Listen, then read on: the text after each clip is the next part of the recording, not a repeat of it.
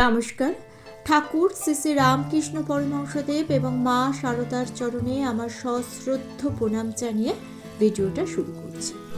সত্যি কথা বলতে কি, আমাদের এই সমাজে সংসারে এমন কিছু মানুষ আছেন না, যাদের জন্য এক এক সময় এই পৃথিবীটাকে খুব খারাপ মনে হয়। কিন্তু পৃথিবীটা তো খারাপ নয়, খারাপ মানুষগুলো। আর এই সব মানুষগুলোর সংখ্যাই কিন্তু বেশি। ভালো হৃদয়ের মানুষ যে নেই তা নয়, অবশ্যই আছেন, তবে প্রকৃতিতে ভালো জিনিস কমই থাকে, এটাই স্বাভাবিক।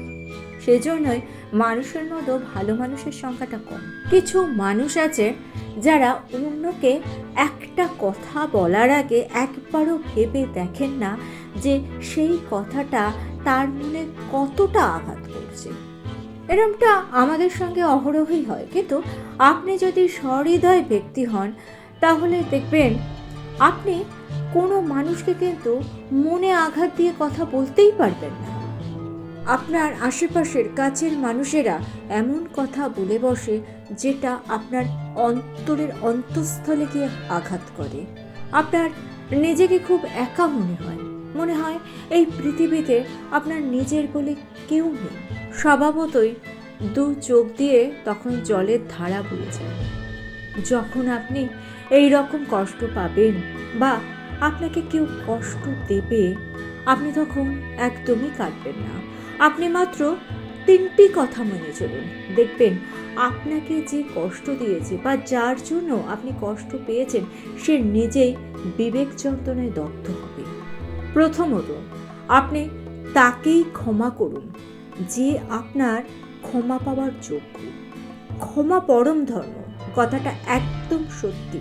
কিন্তু যে আপনার আত্মসম্মানে আঘাত করেছে, তাকে দ্বিতীয়বার কখনোই সুযোগ দেবেন না। সকলের মধ্যেই আছে পরমেশ্বর ঈশ্বর। যে আপনাকে আঘাত করেছে, সে তো প্রকৃতপক্ষে আপনার অন্তরে থাকা ঈশ্বরকেই আঘাত করেছে।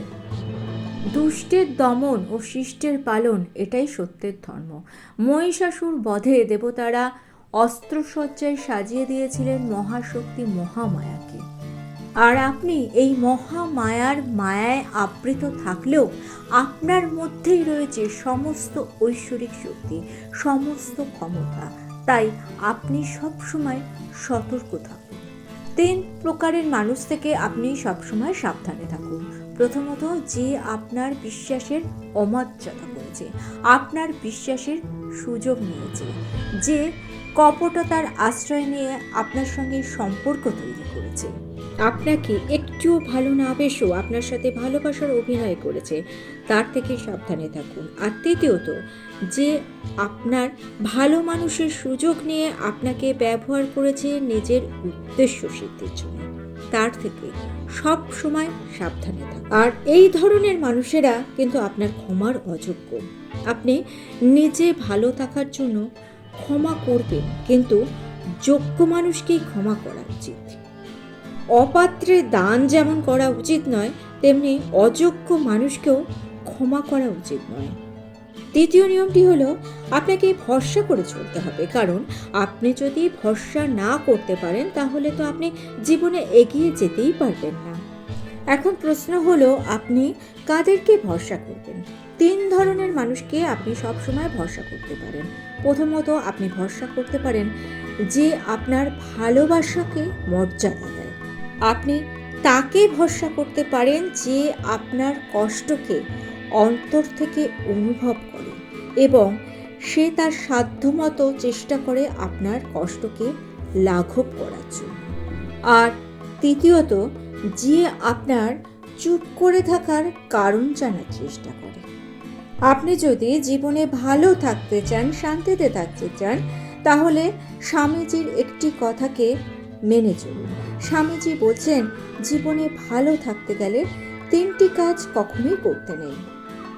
প্রথম, যে আপনাকে ভালোবাসে তাকে কখনো ঘৃণা করতে নেই। দ্বিতীয়, যে আপনাকে বিশ্বাস করে তার বিশ্বাস ভঙ্গ করা অন্যায়।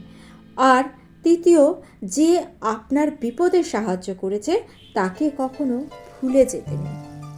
সাধারণভাবে দেখা যায় মানুষকে বিশ্বাস করলে ঠকতে হয়, প্রকৃতির মতোই মানুষের রূপও পরিবর্তন হয়, কিন্তু মানুষকে যদি অবিশ্বাস করেন তাহলে তো আপনি জীবনের পথে এগিয়ে যেতে পারবেন না। মানুষকে অবিশ্বাস করে জীবনের পথে এগিয়ে যেতে গেলে হোঁচট খেতে হয়, আর দুই ক্ষেত্রেই আপনার চোখে জল আসবেই। কিন্তু আপনার অশ্রু তো মহামূল্যবান, তাই অযথা তার অপব্যবহার করবেন না।